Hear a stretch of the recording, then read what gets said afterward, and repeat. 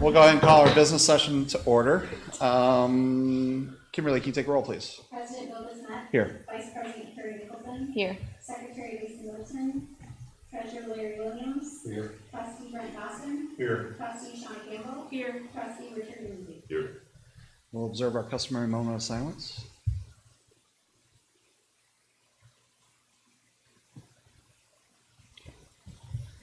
Sean, can you lead us in the pledge, please? I pledge allegiance To the flag of the United States of America and to the republic for which it stands, one nation, under God, indivisible, with liberty and justice for all. Okay. Tonight, we're going to have a motion to open public hearing on the 2019-20 budget. Okay. So moved by Richard Lindsay, supported by Shauna Gamble, that the Board of Education hold a public hearing for the purpose of taking public comment on the adoption of the 2019-20 budget, supporting the 18 mil operating levy, the 1 mil sinking fund, the 7.05 mil debt levy for Marshall Public Schools, and the 2.31 mil debt levy for Albion Public Schools as approved by the voters. Do a roll call, Richard? Yes. Yes. Yes. Yes. Yes. Yes. Members of the audience may address the board on the proposed 2019-20 budget only. You guys are good?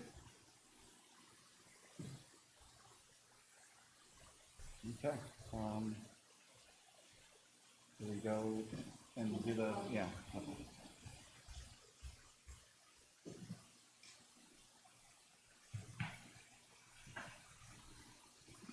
So I have a PowerPoint prepared just to kind of go over what assumptions were in the budget. The general fund budget is what we'll touch on mostly.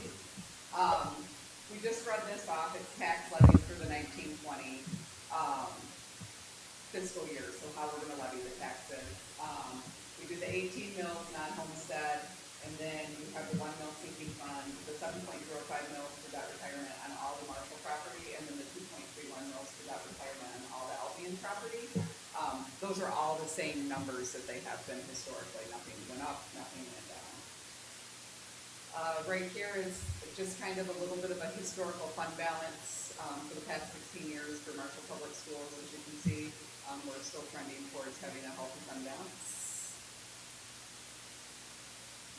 We're actually having a Trending towards, yes. Yeah, come back. Do you want to look at that? See 2013, 2011, and then 2012, 13 is where we got hit for that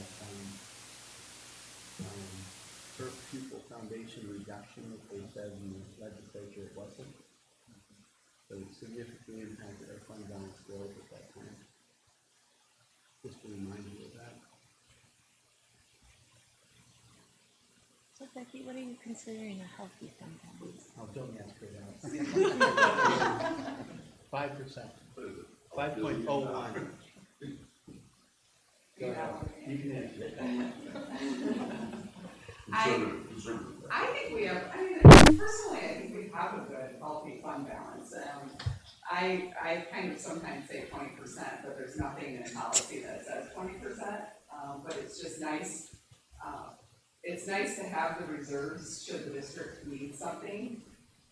For instance, the $700,000 in technology that we're asking for the capital outlay, I was not able to put that in this budget because we've got to see how we're coming in at the end of this year and kind of what money the state's going to give us and stuff like that. So we weren't able to put that amount of money in, and it's a definite need. So it's nice. I think it's nice to have a healthy fund balance so that you're able to do items like that.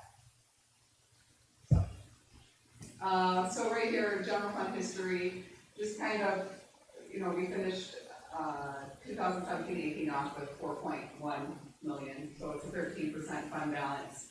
Projection is that we're going to end this year in 11% fund balance, and then the projection for the 1920 budget is that we will go to a 5% fund balance. Revenues for next year for 1920, I didn't assume increase at all in the state aid. years, and, you know, we kind of go across the county and decide what we're gonna do and what we think is gonna happen, and, Jerry, who works with the ISB, he works a lot up in legislation and said, you know, I suggest you guys go the conservative route and not take an increase. So, I don't have an increase in the revenue for that. You're noticing that the 18-19 budget, I have, 32 million, and then we go down to 30 million in revenues. The 17-18 and the 18-19 budget still had $22 in them. So you're gonna start to see the $22 are gone. They're fully expended out, so you're gonna start to see the revenues and expenditures, start to, match as they go along, I guess. Did your projection for 17-18 show a loss too, but then when the actual numbers come in, because you try to be conservative with the numbers? Okay.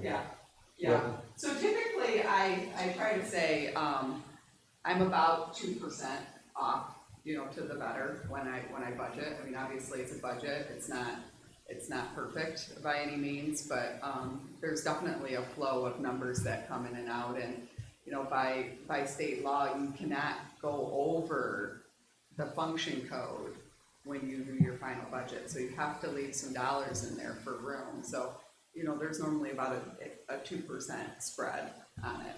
But when you talk about, when Becky mentioned the People Foundation and the budget right now, the governor's budget, if you guys have been following along, all those, as she said, debate back and forth, anywhere from $100 per pupil for highest, funded school districts to $200 per pupil for lowest, and we're in the lowest category. That would be nice, but then there's also games that go on with the different appropriations within the budget. It might take dollars away from categoricals and close down some categoricals, and then you don't really feel overall the impact of claims from a political standpoint.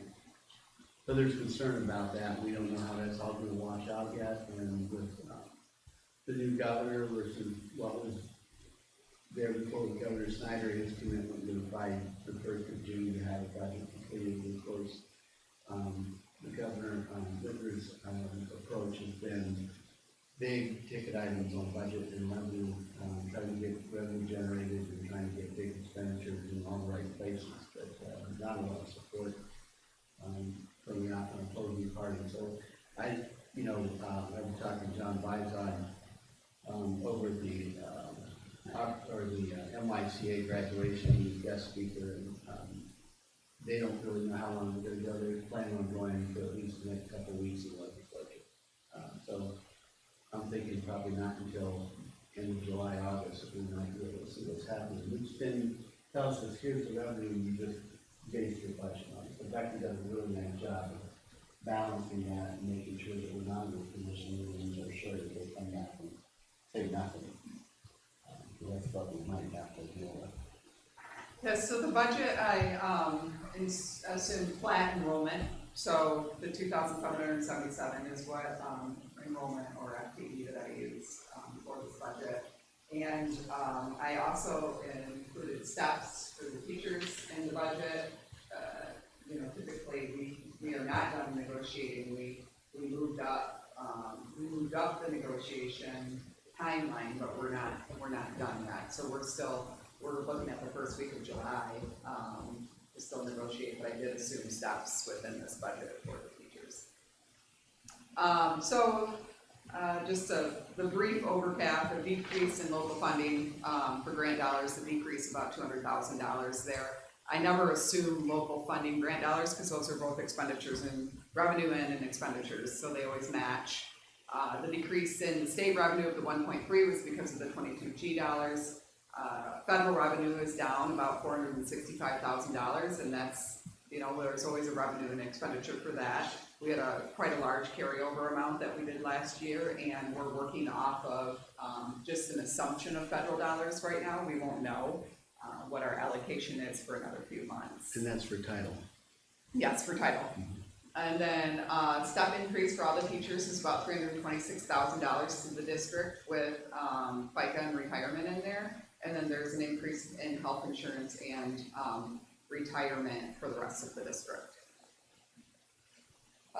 Capital outlay, we approved the purchase of one school bus, purchase of one work truck for the maintenance department that they needed, and then the $2,500 per elementary building for the miscellaneous items. Like I said, the $700,000 is not in for capital outlay that is being requested, so we'll have to address that after, we have a final audited number, and we kind of get a student count number of what's coming in, and, because we're gonna need to move on some of those items, and so I'll have, Karen break that down, and, you know, obviously by need and how we do it, and then we'll present it to you guys for a budget amendment. And then the school meals fund is healthy. We have about a 19% fund balance at the close of the year last year, and we're projecting about a 20% fund balance. So Jeremy does a really nice job, with the school meals, and it looks really good. We don't really have to worry about any of that. So, does anybody have any other further questions?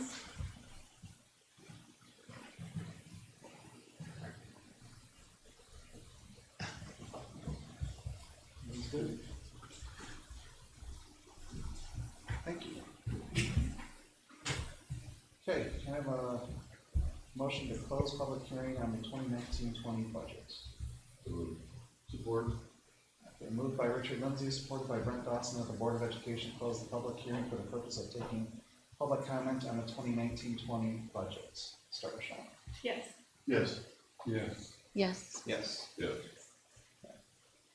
I'm going to ask for approval of the agenda with the addition of naming Richard Lindsay as the acting secretary for the meeting. Support. We'll do a roll call on this one too. Brent? Yes. Yes. Yes. Yes. Yes. Yes. Okay. Members of the audience may address the board on agenda items only. So good.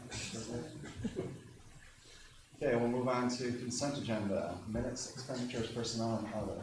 We have minutes, disbursements, and then appointments. You want to give any background on those, or? No, that's pretty self-explanatory.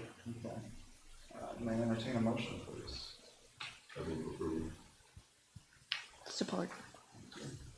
Discussion There was a blank there, on G1. On G, Is there one added there since this one? that was actually anticipating a closure on the high school principal position. We finished our interview process last Friday. It's still blank. Okay. My motion stands as stated. Okay. Any other discussion or questions? Okay, seeing none, let's start with Larry. Yes. Yes. Yes. Yes. Yes. Yes. Report of the superintendent, special recognition hires. Sure. Caitlin Brewer fills the position of teacher at Gordon Elementary. Ms. Brewer attended Albion College, where she earned a bachelor's degree with a major in history. She's a young lady that spent an awful lot of time in different locations at different age groups. So we're glad to have her on board. McKenna Donahue fills the position of teacher at Walters Elementary. Ms. Donahue attended Albion College, where she earned a bachelor's degree with a concentration in elementary education. Ms. Donahue has also done a paraprofessional position for us, as well as her internship and so forth over there. So we're real pleased with her on board. Valerie Dinda fills the position of teacher at Marshall Middle School. Ms. Dinda attended Central Michigan University, where she earned a bachelor's degree with a major in language arts and a minor in math. And then Carolyn Simmons fills the position of language arts teacher at Marshall Middle School. Ms. Simmons attended Kalamazoo College, where she earned a bachelor's degree with a major in English and a minor in speech and communications. She obtained her master's degree from Western Michigan University with a focus on teaching and learning. She's moving over to this area, and we're very fortunate to have attracted her to the position. So really nice group of folks coming in. Looking forward to their contribution. Any questions? Do you know how many open positions we have now? Offhand, I don't think we've got, we actually have two, one at central office and then one at the high school at this point. As far as teaching positions, We've got some special ed still open, but maybe one or two. Yeah, I'm not. Probably two special ed. I think we've done a really nice job of filling them. Don't we have a few at Harrington? Pardon? Don't we have a few at Harrington?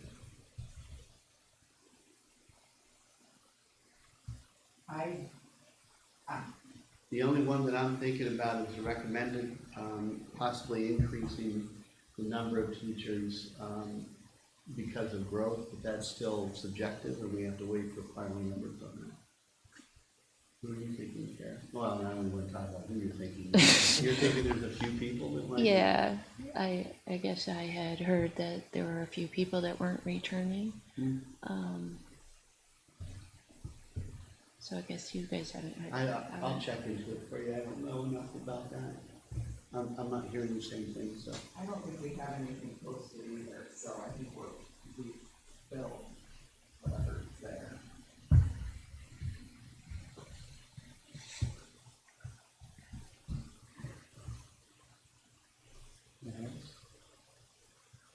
Okay.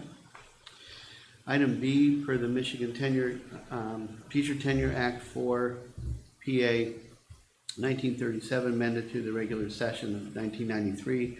The following teachers will achieve tenure at the end of the current school year, 2019-20, unless otherwise indicated. Again, this is not for approval. This is what happens when they serve in good standing through their probationary status. Those that have the 2-year indicates that they were under probationary status as a previously tenured teacher coming in as new to our district, and they have 2 years of probation. Any other new hire that has no background or history of that has up to 5 years on probation before they reach tenure. Lisa Cutzinger, Nicole Harrington, Tracy Martinson, Holly Ausler, Maria Mia Rocco, Taylor Sundell, and Colleen Williams. We congratulate them for making that milestone for themselves. Any questions? We'll move on to discussion. A, potential board retreat. Yeah, so something that we talked about in my evaluation, something I've been doing with our leadership team is trying to solidify what our final mission statement is for the organization, and what those, more importantly, what those, because that's already been pretty much enacted, but what those measurements of outcomes are going to be, our targets, our benchmarks. We've identified what they should be about, but we haven't identified what those benchmarks are going to be. We need to do that before the beginning of this coming school year, so we can track how we finished out the year versus where we're headed. And probably some other discussions as well. I'm asking for like about a 3-hour commitment in July. We just have one board meeting in July. Right, yeah. We've already consolidated July. Because we've already consolidated July and a Monday, do you prefer to have a Monday night for that, or a Monday afternoon, or? So July 22nd is our one meeting for July. So,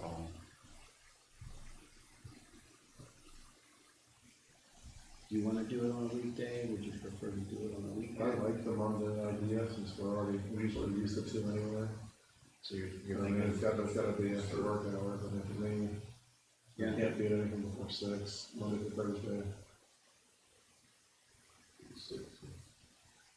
So maybe the 8th or the 15th, wanna go to the 15th, I think the 8th would work better. right?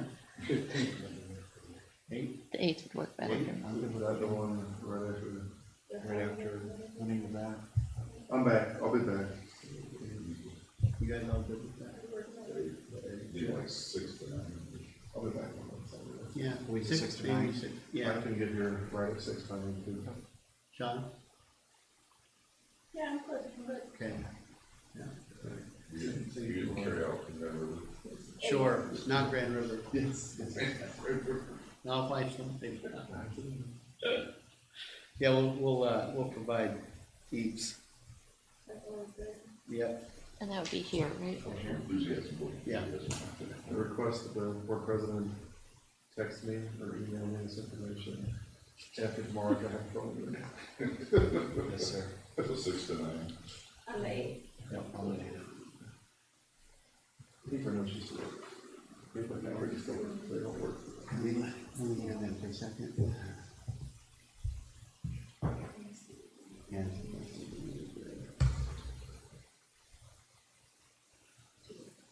And that week is really open here in the district. The following week is where the youth brass band camp is gonna go on. We'll have some busy stuff on there. Here, we're living here. Yeah. I know you and I talked a little bit about, agenda items, how do you wanna, if anybody has any other requests, send them to me and Yep. I can go. So, Yeah, we wanna talk about, the benchmarking, we wanna talk about communication, we wanna talk about, public relations and, marketing. Yep. Were there others related? because we're gonna be answering, talk about before, but if there's anything else, send them to Sounds me. like my list. What's that? That sounds like my list. Yeah. All encompassing. Yeah.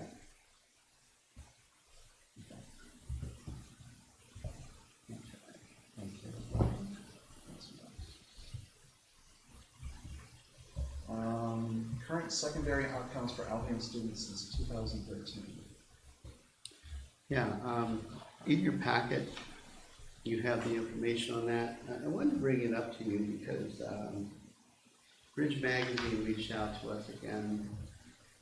Primarily, Ron French was curious about how things are going with the students, since annexation, but also going back to 2013, when we did the Clarkwood High School. And we've been tracking that, and Kimberly does a really great job of tracking every individual student, how they came in, where they went, verifying that they transferred out, that they're actually re-enrolled in another public school system, and really honing in on how many students did we actually drop, whether students we weren't informed that they moved out of the state. They haven't shown up on our state dockets as returning to school. It might be one of those things, but we're not sure because we don't have any data to do it. So I want to err on that side of transparency to say that if we can't verify, then we're going to have to consider them a drop. And of course, if something came up, we could change that number. This is very fluid because you'll see in the presentation that there's still 190 students that are currently engaged in our school system. So how their outcomes are going to be, only time will tell, right? So looking at that first slide, total students enrolled, first enrolled at MHS, OHS, we had 408 students that were enrolled and stayed in our system that we consider we're responsible for. We had 15 that moved out of state that we could verify, and we had 63 on top of that that choiced into another school district, and choice occurs with any population that we're dealing with.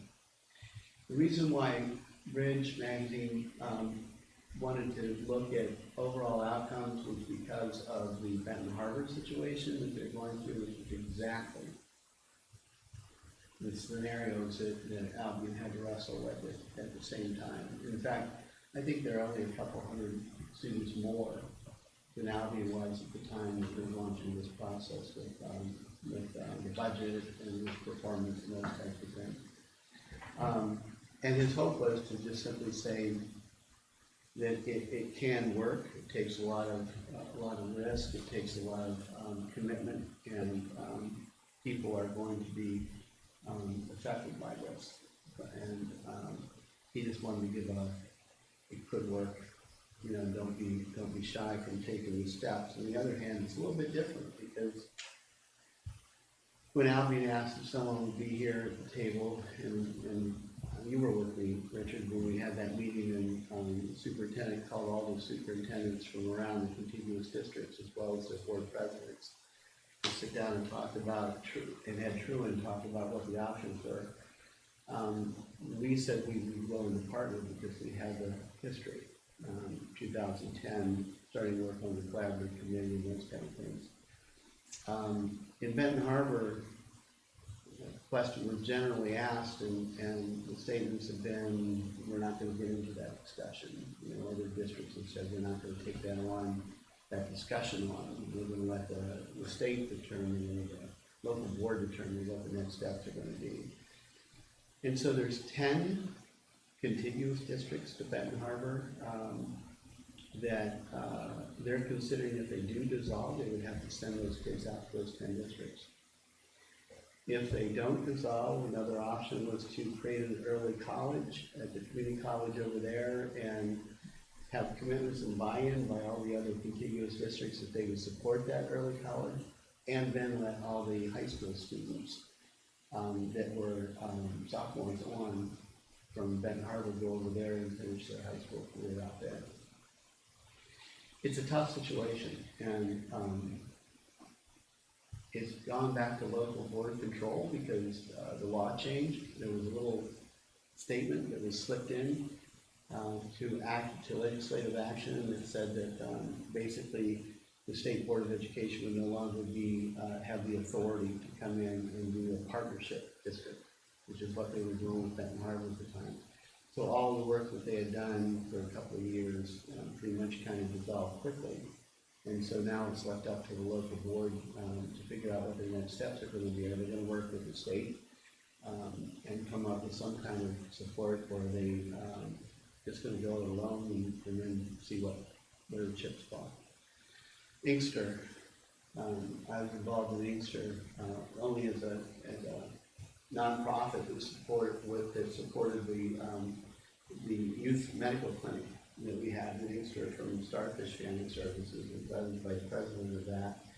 And I saw a lot of things that were going on at that point where they had a private charter system that was hired to run Inkster schools, and the board still sat. The Astor was still there for the president. They still watched and involved themselves, but they had no authority on the budget. They had no authority on programs. They just worked along with them to make sure they were engaged. And then after I left there and came back this direction to Athens, it was only 2 years or 3 years after that where they actually ended up being dissolved completely by the state. And those kids went out to every district that surrounded them. So it's pretty traumatic when that happens. It's traumatic enough when annexation occurs, because we have a lot of work to do, but what's really helpful is those kids, the majority of those kids come together to one school system, as opposed to what might happen in Benton Harbor. Did they track the success rate of kids in that situation? In Inkster? Yeah, is there any No. information on that? No. Because They that's didn't. the number you need, and the numbers you need to see how bad it is. Yeah, no, they didn't, and it just really amazes me that that hasn't been a focus of research that I really think it needs to be, and to my knowledge, we haven't heard any of that. That could have been presented to us when we were talking without being invited in for annexation. That could have been a really good discussion. So anyways, You know, there's actually, even before the piece that you're talking about with Inkster, my high school was Cherry Hill, and I graduated in 1985. Cherry Hill dissolved in 1986, and it was actually the last annexation in the state of Michigan was in 86, and my brothers went to Wayne Memorial, other kids went to West Glen, John Glenn, and other kids went to Dillon Heights Crestwood.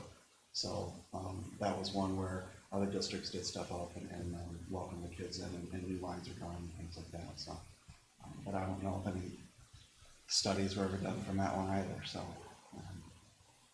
but going back to the graph, the first one I talked about, I don't know if 13% school of choice is a consistent experience annually for Albion schools, but one could imagine it's pretty close to the target that they've experienced over the years, because there's been a significant drop student population lines based on choice.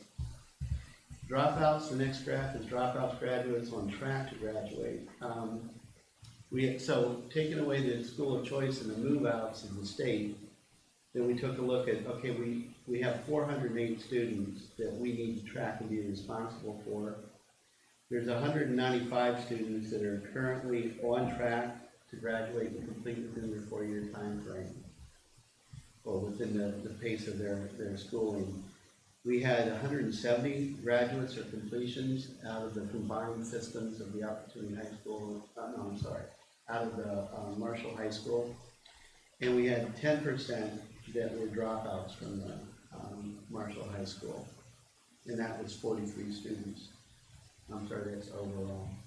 But when you flip the next one, Marshall High School students by race, we take a look at the total students by race that came within that 408. We take a look at the dropouts by race, and you'll see white males is the highest percentage or number of dropouts.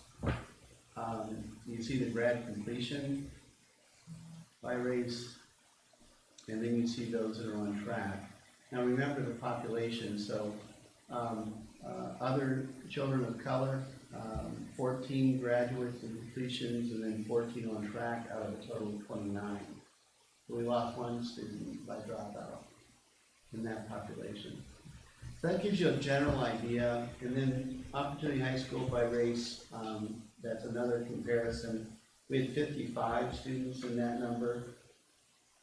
And you'll see the majority of the kids that went from, or that came in that program, 19 were African American males and 16 were white males. And you look at the dropout rate there from the Opportunity High School. And again, white males ended up being the highest risk of dropping out or losing out on their education. And then grad complete, you have that, and then on track.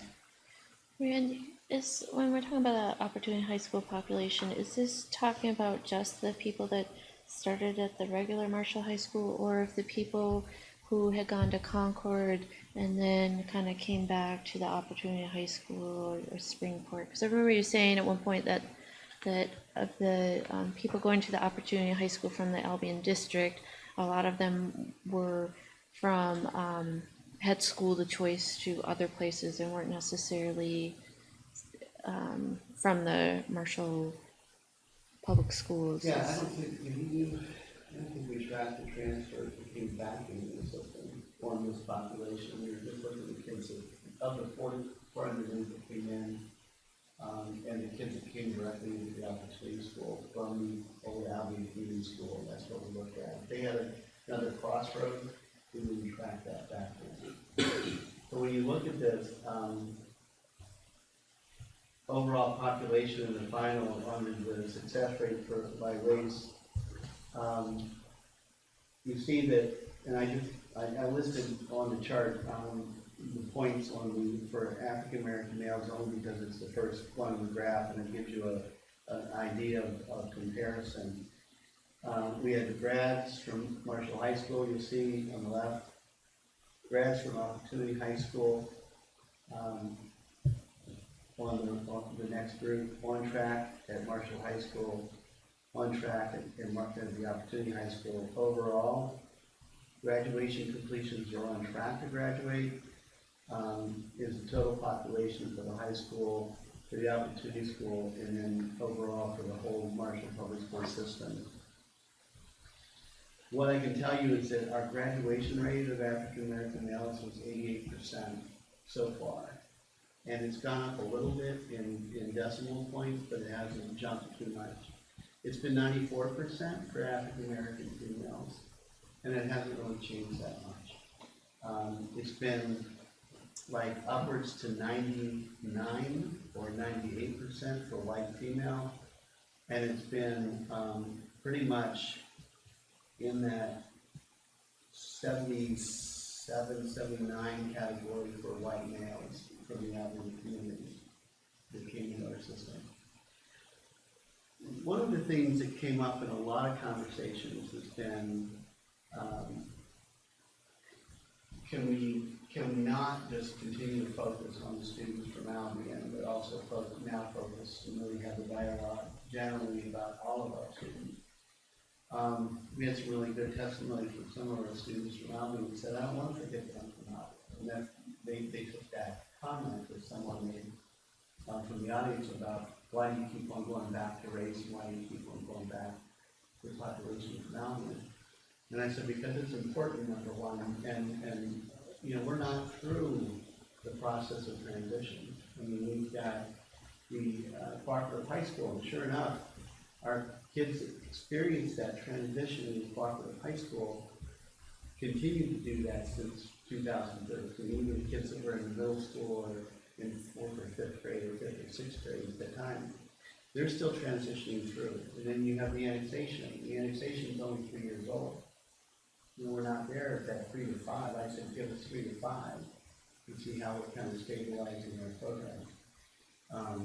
Making sure that every kid's getting their needs met. And so I'm going to continue to look at this, and the board needs to continue to consider these things. I do agree that in practicality, we have to get that vernacular that seems to be perpetuated with our teachers and our administrators about the Albion students and the Marshall students. We have to kind of get that out of our conversation, only because when we talk about tolerance and we talk about cohesion and those types of things and inclusion, we need to talk about our kids, and our kids come from all parts of our district, and it's 171 square miles. And so we want to make sure that we represent all of that population. But I'm always going to bring it back to this. I think we always have to, from a board standpoint, are we serving and delivering what we said we were able to do? And you'll see that whether or not Carrington continues to have their growth rate that they are. They have a pretty decent growth rate. If you look on my school data and break it down and you start looking at how is the growth rate looking at each of our buildings, Carrington's growth rate is getting up there. It's knocking on the door of one of our elementary schools, other elementary schools. And so that's really great to see. We've got to continue to see that change. All of our kids, the end game is really important. You know, our 100% of our kids leaving with a post-secondary education plan. Are they committed and are they going to follow through? And are they graduating? And the highest we hit recently is a 97.5% at the high school for graduation. Some of the different kids based on race are hitting 99%. This last graduation, we had 209 students that are supposed to walk and graduate, 208 did. That's pretty strong stuff. And they're going off to college and they're going off to trade schools and so forth, and we can document that. So as things start to gel better and continue to work on tolerance and inclusion and intentionality about their post-secondary work, I think you're going to be really proud of those results. I know I am, and I'm really pleased to see what the district is doing and how hard all of our teachers are working in regarding up to 13th year. I think there's still people in the Albion community that want to follow these data, and so regardless of what other people think, I think that's important so that they have that information. Mm-hmm. And I mean, what was it, 2 years ago, we had a presentation on this, or a year and a half ago, in the Albion community, and it was really well received, and I think that you need to have some updates. So, you know, this is public now, it's open information. If you know how to read the reports on my school data, you won't get the specific numbers, but you'll see generally where that looks on a percentile chart. You'll be able to find this data by just simply if you're not divesting between Marshall High School and opportunity.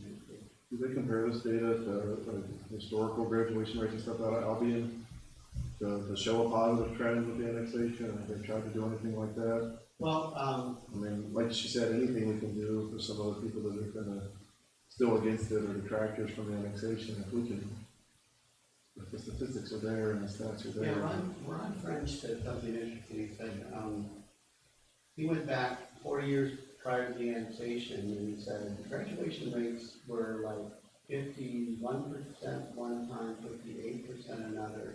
Then it popped up to 80% and then 88% just before annexation. And I thought that was pretty interesting.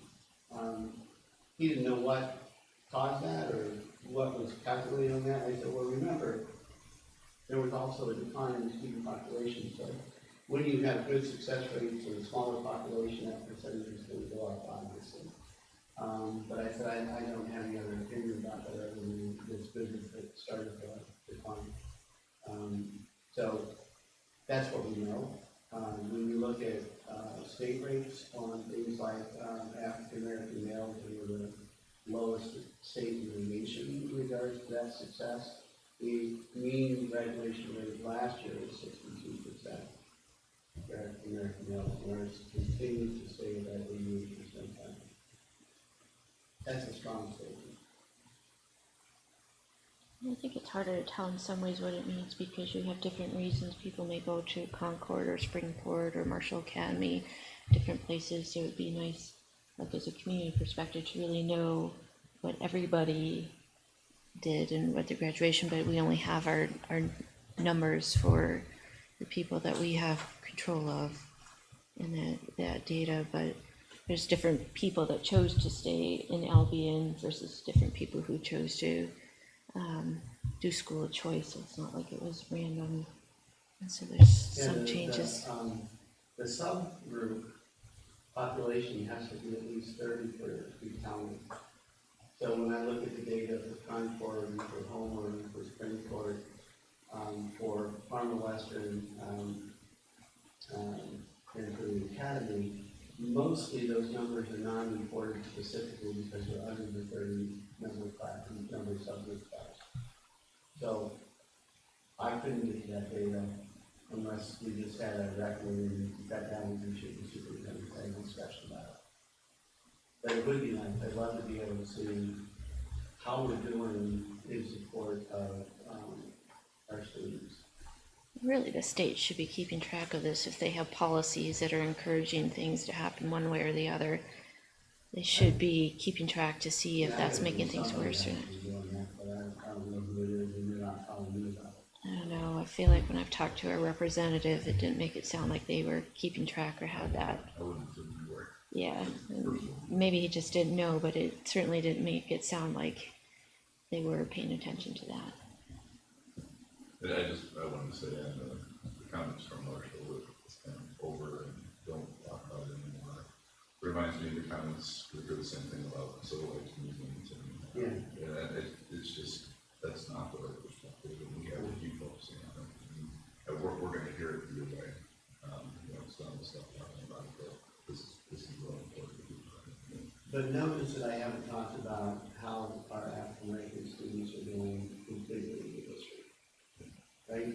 So I need to get that in front of you so you guys can see how successful we can be. And we always look at closing gaps, so we have to continue to make sure that if there's gaps for economic disadvantage or for any particular race versus another, we need to make sure that we know that and we're closing the gap. And we have to be responsible for our students who have special needs and have an IEP, and whether or not we're moving them forward for completion, certificates or graduation, and we have a continuation plan that gives them continued support once they leave our schools. So there's things that we can do in a general way, but yeah, I never want to forget and have you guys not see this isolated data so that you can understand what we're coming from with the annexation. Any other questions that you have?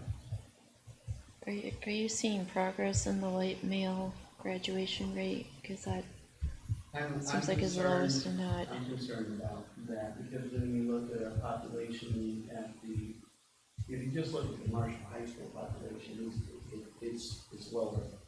Not to the point where you say, well, actually it is lower. The bottom line is when you look at overall, both at the Opportunity High School and at the Marshall High School, it's lower. And that is a concern. So we're gonna be unpacking that for discussions with leadership. You asked you about one other article. There was an article, Michigan's rural urban schools face same issues across political divide. Something being Kelly Brown, it's a Lenny college student, put up on Facebook asking me. And she says a bunch of subjects just more to start out with. And I sent an email to the email that was given me, the article. Did everybody know? You guys know her about? But I mean, she starts out by saying, first of all, that where we drive 3 blocks and I'll even see a Confederate flag, which I've never experienced that. Maybe somebody has a different experience than I do. But that says everybody, all the students that left Albion went to Marshall and Harvard Creek, which Creek was in. Let's see, this started from the wrong perspective. So, I don't know. And then also they went on to talk about how urban schools and rural schools are the same solutions. I'll send it to everybody. If I get her information on this, Yeah, YouTube it. See what's yeah, I don't know where she's getting your data from. yeah. Anything else? Okay, move on to action items, financial budgets. Entertain a motion, please. Or, let me read, I'm sorry. Approve revised 2018-19 general fund and food service fund budgets. Approve the 2019-20 general fund, food service fund budgets, and student activity budgets. C, approve a resolution for district participation in MMBA August 2019 state aid note program. And he is back on. Actually, I'm gonna pass this over to Becky, but I think each one of these should be taken in separate action. Okay. Right? Okay, so I'll start with A. Assumptions are used when projecting revenues and expenditures. It is common to change projections based on events that occur throughout the year. As a result, typically 3 or 4 budget assumptions are recommended. This would be the second revision of 2018-19 general fund and first revision of the food service fund budget. Notes explaining the cost of the revisions are included in the board packet. Do you want to do that one? Yeah. Recommendation and take action, or go read all 3 that ones and then take them individually. That'd be fine, it's just. Okay. Over the past few months, the assumptions driving budget projections for the 1920 have been discussed and refined.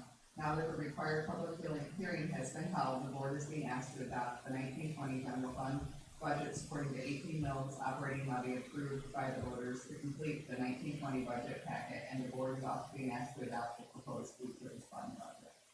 C, a resolution allowing the district to participate in the MMBA state aid note program for the 1920 fiscal year has been prepared. It has been historically necessary due to the inadequacy in fiscal reserves for the district to borrow. This year, the district will need to borrow for 3.3 in operating funds against anticipated state aid. And then it is the recommendation of the superintendent that action items financial budget be approved as presented. There's a, really bringing my attention, and the student activity budget, because that's supposed to be in item B. Item B, yes. Okay. So, and student activity budget. It's It's in in the the motion. motion. Right. Okay. Do you want a motion for each separate? Yeah, so if I can entertain a motion for A, approve revised 2018-19 general fund and food service fund budgets. So moved. Support. Thank you. Any discussion on that item? The previous, the A,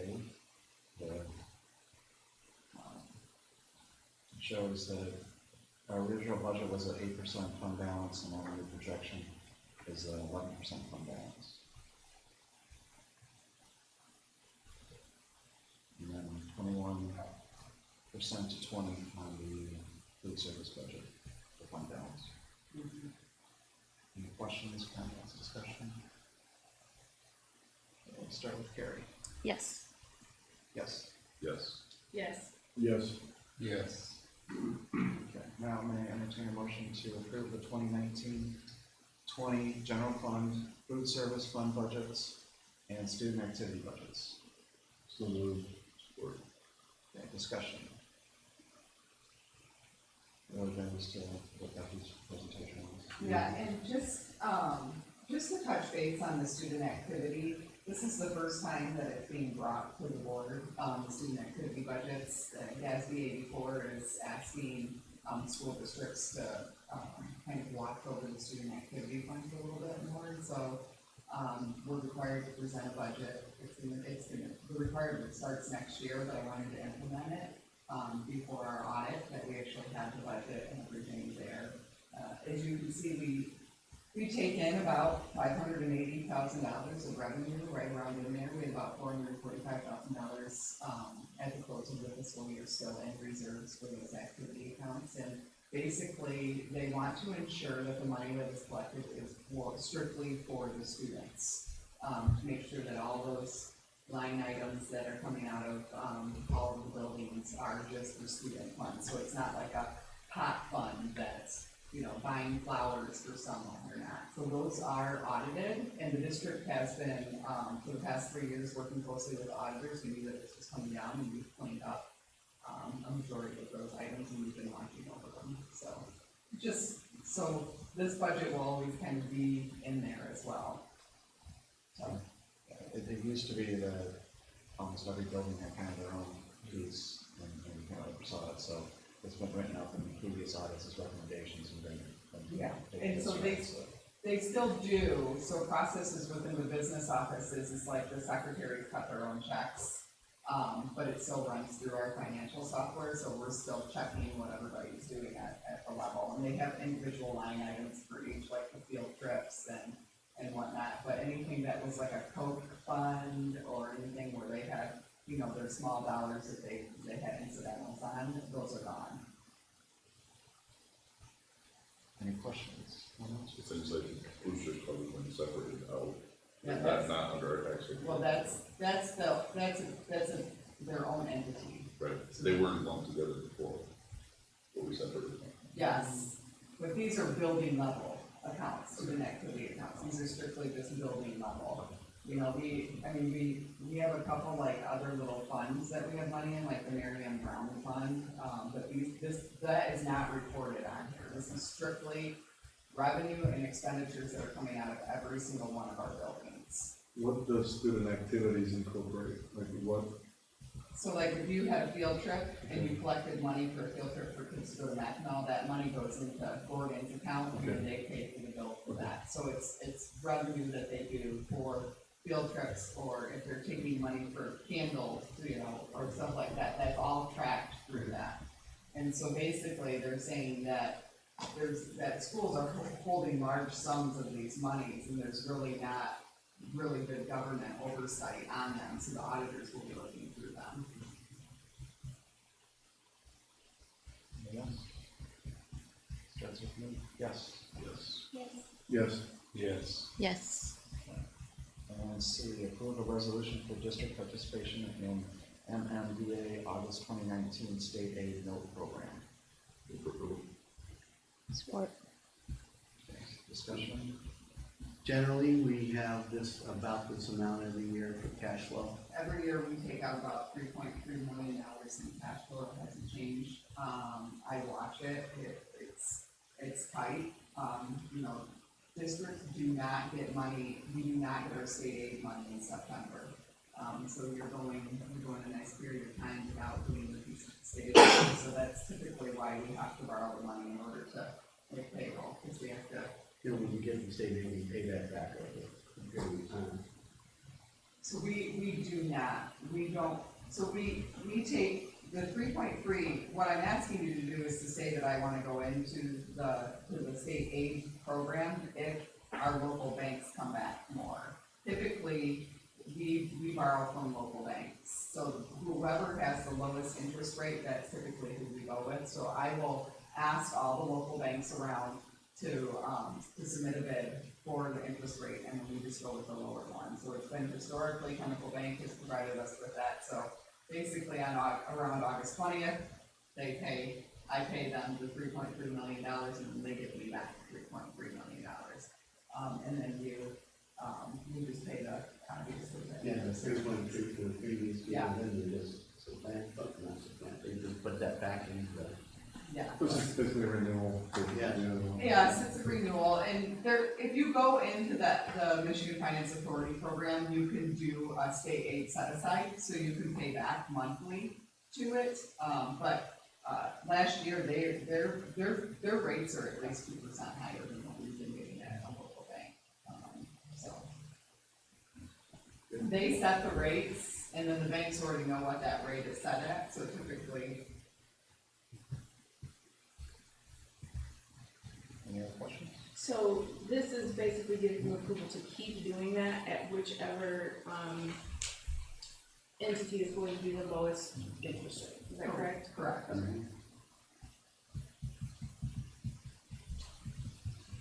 Good. Start with Richard. Yes. Yes. Yes.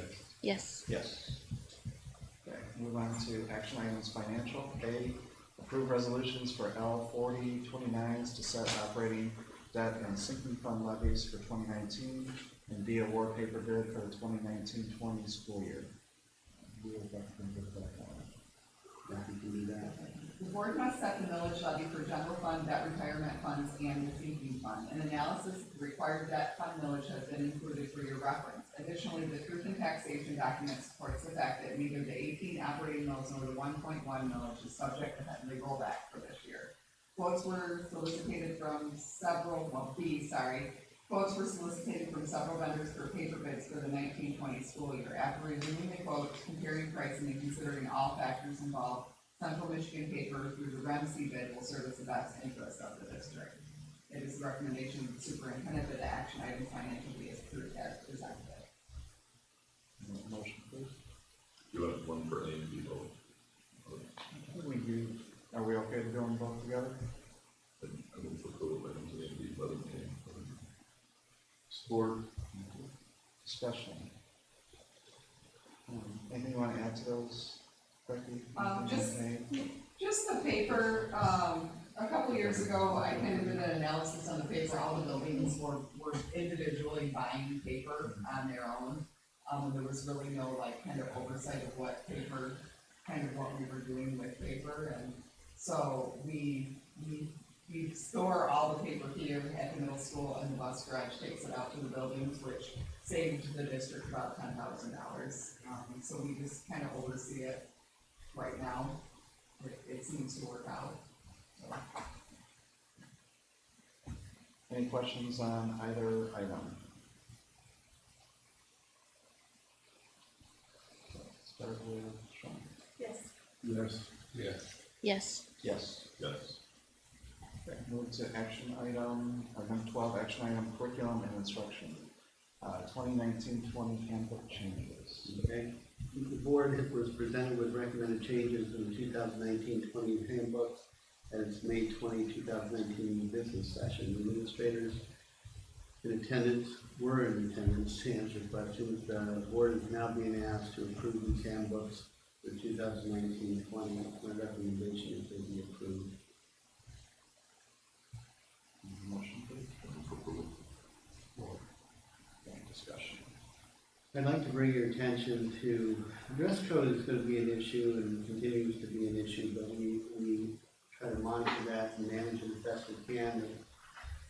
It's a difficult situation if you don't get, parent buy-in on this. And case in point, you may have, in any given day, a teacher may be wrapped up into what they're doing and really aren't attentive to what a particular child's wearing in their classroom. If it's not, if it doesn't bring distraction, it isn't disruptive. But it may be a violation of the dress code. And then another teacher down the line may not be sideways on what they're doing and turn around and look and say, that's a violation of the dress code, and send you down the office. So it's a no-win situation for teachers a lot of times to manage this. So it's either all or none. It's like, if we're gonna do a dress code, you have to be cognizant of the dress code, and you have to step up and be responsible, call it out when you see it. It would be nice to be able to see that a teacher in first, second, third, and fourth have raised concern about the student's dress and has addressed it with them and called the office and everybody's on the same page, but that doesn't always happen. There's also issues of, head covering, and, if African American males are wearing head covering, and white males are saying that we have cowboy hat, or we have baseball caps, we're not allowed to wear those, and we had a little uprising about that at the high school. The conversation was, if a bill covers your face and you can't be seen in security cameras and things like that, that's a problem. We need to be able to identify you on security cameras when we're dealing with issues, or you have issues, that are going on in the hallway. That's really the only thing and the only difference between those two, and so the buildings are wrestling with how to apply those things, and with good leadership in each of the buildings, they'll be able to get through it. I just want you to know it's a real gray area. It's difficult for teachers, it's difficult for administration. It's best to be able to communicate that widely so parents are fully aware and hopefully catch those things before the students come to school. And we'll continue to push that. Another point I want you to see in the high school proposed handbook changes is credit recovery. I'm sorry, it would be page 5. In the high school. Mm-hmm. They want to add students are limited to 4 credit recovery classes or 2 credits overall to receive that goes towards an MPS, meeting the MPS requirements for graduation. We have students that have problems passing their grades or their courses during the school year and go to summer school and get credit recovery or go into grad point or the new Plato. Is it Plato? Becky? Is it Plato that we're implementing different? It's basically online coursework with a proctor. And that can happen a couple times. What we don't want to see happen is that, for example, if somebody is not doing really well in biology, and they decide to try to make up that credit in online learning during the summer school, they can feasibly do that, but we wouldn't recommend that kind of approach with credit recovery on biology. That's more of an interactive, hands-on type of situation. Yeah, so we need to have a little bit more ability to restrict that so that kids are actually in the coursework they're assigned to and they're working hard to get a passing grade. And our passing grade is not that difficult to be able to receive a credit. So they're trying to adjust that. I just wanted to make sure that you were aware of it. Yeah, it's something I would support. It's like my one. Admin. Any questions, comments? Yeah, I just had questions about why we have a different dress code at the middle school than the high school. Like, it seems like it's fairly extensive for the middle school, and for the high school, it's really quite brief. And I thought somewhere, like in the middle school, it said, yeah, I mean, you said you can wear ripped jeans, but in the high school, it sounds like you can't. Why don't we have of what you can wear in middle school, you can also wear in high school, instead of you can wear some things in middle school and then you go to high school and you can't wear that anymore. It's... Well, that question can be raised with Dave, but my immediate reaction to the population is in a different frame of mind. The 6th grade coming together for the first time ever in the district at the grade level. The pre-pubescent maturity level that we're dealing with, those types of things, it's kind of like corralling and moving into some reasonableness as they go up into the high school. I think that's why they have a little bit more latitude, or a little bit more response to that. High school, by the time we get to high school, we really don't have any problems until the springtime. And then, kids are wearing t-shirts and things like that that are because they're hot or whatever, and those issues are a problem at the high school. But they're short-lived. Most kids pretty much come professionally dressed or dressed appropriately. Most of the issues and the challenges will happen at the middle school and the middle of the high school. High school is more of this last experience has been more of a statement, political statement, or a statement about freedom of speech and those types of things than anything else.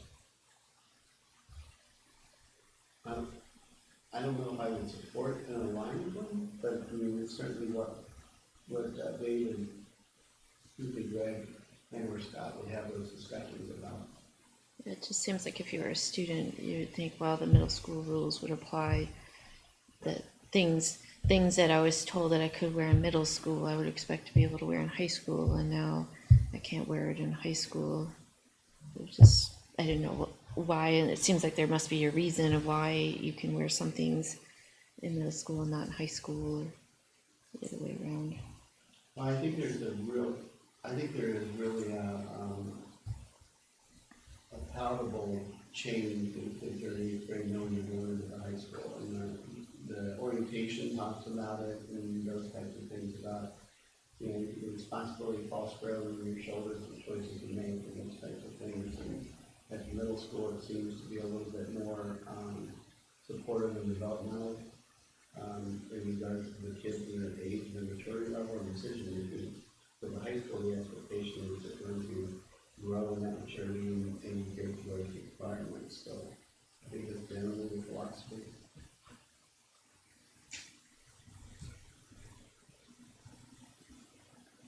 This one law we had, my time on the board was supposed to be global, but I don't ever remember there being an issue that the set of words in the high school kids, so, you know. Yeah, it's just, I feel for the staff, because that's a difficult thing to address and monitor and manage and so forth. And, you know, there you've been working with young people and if you were ever have to address it's a very difficult thing to do. You want to make sure that you're balanced on it, and you're not picking on one kid or another, and, you know, et cetera, et cetera. I mean, it's just a kind of no-win, but you have to have it because the bottom line is sometimes kids will do something that will be disruptive and distracted in the educational process, so we have to address that. Any questions? I'm kind of wondering about what Kira is saying, specifically about the ripped jeans thing. Because from what I've seen, girls and boys wear ripped jeans all the time in high school. So it hasn't been brought up as an issue, but I'm wondering, like, is it something we might want to clarify in some sort of way so it can't be brought up?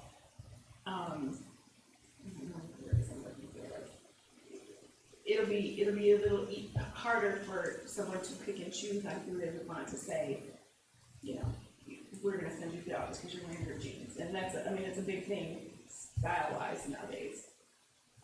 Or why are you enforcing this one dress code but not this other dress code? Yeah, and I feel like that could be something that we might just want to consider to just keep one other issue from happening. Like, I mean, we do hear that all the time, you know, someone's picking on us, they're telling this person that they have to adhere by this rule, but they're not telling this person, and there could be 1,000 different reasons why.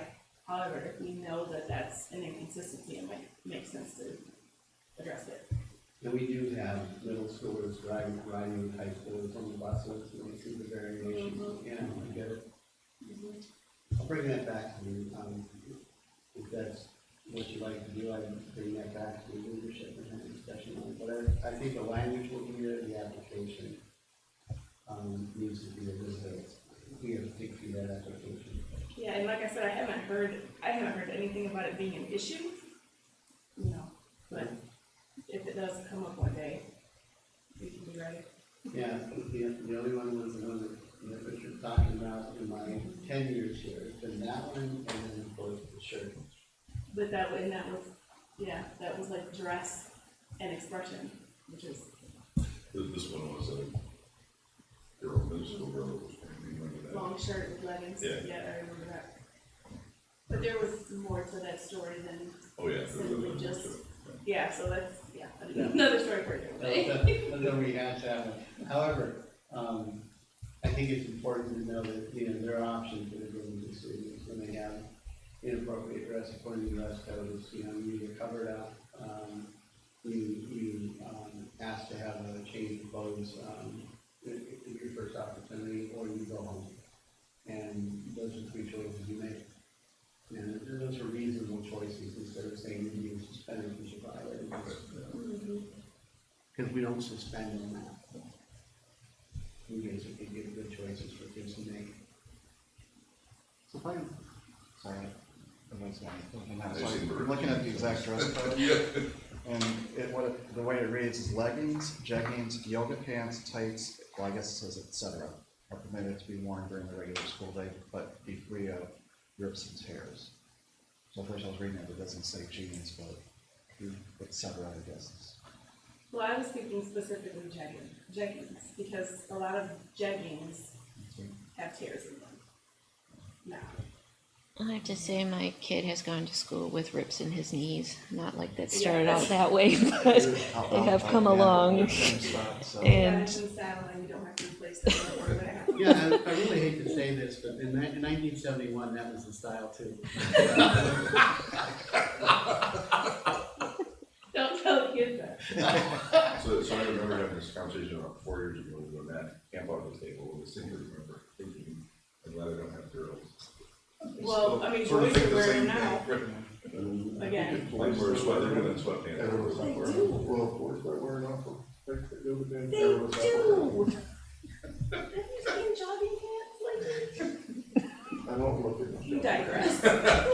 So let me ask this question then. If we take action tonight to approve all the changes and everything that's in there, and if you go back and have a discussion with the administrators and they want to put more clarity to that, what would the process be with them? It would be like an administrative guideline that I would authorize that they could then communicate with parents about, here's an adjustment we're making this year. We can actually do that in situations in real time. So if something hit the fan, like this is the new style and everybody's coming in with all this and it's like, whoa, it's too much distraction, we're not doing that. We can do that, so that's gonna be okay. The other thing is I don't think we put in, because the conversation about bullying came up and the definition that I shared with the board and the administrative guidelines we have, the last thing I told the leadership team before the end of the school year was, you are, as a building administrator, responsible for labeling it and determining if it's bullying or not. It's not the teacher's responsibility for that, it's not the parent. They're gonna say that, but it's not the parent's definition of that. It's your definition based on viable investigation and coming back with, does it fit this criteria? And if it does, then you have to label it and let the data enter it in the system. So that we know, and then I can inform the board of how many instances do we have that it's bullying in a particular building, so you know if it's a pattern or not. We can't let that be labeled, basically any staff member or teacher that sees behavior going on and hears the student say I'm being bullied, they have to break that down and say this is inappropriate language or it's hurtful language that's going on between the two of them, and let the principal make that determination if it's bullying or not based on their investigation. So that's just a clarifier on this whole issue of bullying issue. On the dress code, you've been kind of sitting in as acting principal at high school. How often are you dealing with dress code issues? Just the shirt. That's that one that was dealt with recently. Oh, and the hats, but that was really interesting. When the hats came up, the young man came in, white male, said, can I talk to you about the hats, Dr. Davis? I said, sure. And he went through his thing, he said, I don't think it's fair. And I said, well, okay. Fair is a lot of ways, how do you would define fair as, I'm gonna agree with you and give you what you want. So fair isn't necessarily always that. And all he's asking you to do is not to do that during class time. In the hallway, if you pop it on real quick and you're walking down and you got it backwards or whatever, you're not mostly gonna get called out on that. You're gonna be encouraged by teachers not to do that. But he asked you to give in your hat because you violated his request 3 times not to have that on. And he's asking you just to pick it up at the end of the school day. That's not a big deal. It's not like we're asking you to take your shirt off and walk around without your shirt. We're asking you to just leave your hat and pick it up at the end of the school day. So he went, well, yeah, that's reasonable. But he said, I still want to have the conversation of why hats aren't allowed in school. But we can have this conversation. that'll be your principal having those Is it comments. specifically baseball hats or even like sock hats for women? Baseball hats. Baseball hats, and just because it covers the The face? last time we had that was the skull caps that the swim team was wearing after they shaved their heads for competition. Remember that? That was about 3 or 4 years ago. So it's not a big issue, it's basically No, what you're talking about. no, it's not major. Actually, it's, yeah, it's really not major. Any other comments, discussion? Start with Brent. Yes. Yes. Yes. Yes. Yes. Yeah.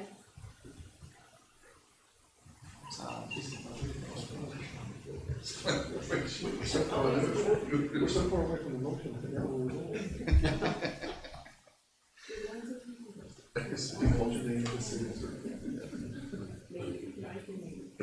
We're gonna move on to public comment. Individuals may address the board on any agenda item or any items. No action can be taken by the board. Each person can have up to 3 minutes. We good? We good? I feel like you need something. Move on to board member comments for which no action may be taken at this meeting. So I wanted to say, what I didn't, I said to the kids outside in the hall last time, but I'll say it to you. I think you handled that really well with the free speech issues, and I think that was a really good discussion. And it was sort of democracy in action, and respecting the things that our government set up around to have them come in and have that conversation. And I think you handled the thing with the Star Carnival really well too. That was something I was hearing both sides of, and again, in the abstract, liked it the way it was presented. I had an issue with it was presented, so I think you handled that well. So good job. Of course, I'm saying it is you guys get your all that's here, but I think you did a nice job. Well, all of you were involved in that whole process, and I know sometimes that can be uncomfortable, but I think that's part of what's the excitement about being in education is those things are right front and center in the dialogues about how do we protect freedom of speech and then support kids that feel like they're being marginalized. I've heard a lot of comments from people. Nobody's come up in a negative way to me, but in you know, this morning we were having a breakfast meeting and somebody just came up and said, I need to share with you that I really appreciate your words and so forth, and I've had 3 other comments like that. So it's good, and I said, we take that, we, this board and myself and our organization take it very seriously, and we want to make sure that we keep it in front of kids, because the whole issue is, can they do dialogue, can they not harm the individual messenger, but be able to argue the discussion, or argue and have good discourse, so. Because I will state again, the thing that's always interesting about the school board is with a teacher, we get a room full of people, and we just spent $30 million for next room. But not equal for present company accepted. Nobody comes in. Well, thank you both for being here. And we just don't get, people aren't interested in these things. Anything else? Yeah. So, Youth Challenge Academy and Job Challenge Program commencement were last Saturday. It was really, really good. We had 59 high school diplomas awarded and 9 GEDs. We had 13 cadets are going back to their home schools and being accepted back to their home schools to finish their high school career, which is really outstanding. I think that speaks volumes for the credibility that program has for our superintendents and boards out in other districts around the state. We had, I think there was close to 40 kids that have committed to go another 20 weeks in residential to do the Job Challenge program. That's almost 50% of the kids that graduated or finished out the Youth Challenge Academy. And they're going to continue to, some of those will continue on to get their high school diplomas from us. So it's just, new Brigadier General was there, Senator Bison was there as the commencement speaker. Emmett, who Colonel, I don't know his last, I can't remember his last name, the Colonel was in charge of National Guard recruitment for the entire state of Michigan, was there, and just didn't say enough positive things about what was going on here. Representative Paul. Don't think so, I didn't think I saw him. One other thing I want to mention, I visited the Regional Manufacturing Training Center over in House Yes, you did. Thursday, and it is, I don't think what else is on the event, but it is worth a trip over there. It is a fantastic program and very, very impressive. What they've done. Well, pretty soon we'll be able to say that about the Eastern Academic Center in 26 I miles. told about 40 people about it, and as we went through, I said, this is what, I've seen what we're gonna have there, pieces of it, so they have that. Yeah. That in some of the areas, but it's a very cool program. I was in, Ben Wallace and I were invited to, Kellogg Community College, board meeting, to talk about our direction with what we're doing with the early college and the manufacturing track for career, and how that's gonna be embedded into the Opportunity High School as well as the Eastern Academic Center. And they authorized to move forward on the, $1.6 million enhancement to the Eastern Academic Center. Building, and equipment for mechatronics, for CAD, CNC, and welding. So we're off the races on that, pretty good.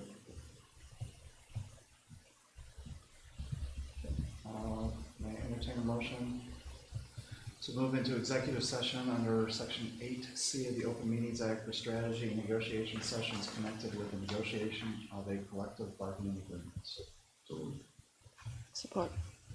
Let's start with Larry. yes. Yes. Yes. Yes. Yes. And stay in here. Yeah. Thank you all for attending. Thanks, guys. Have a good evening.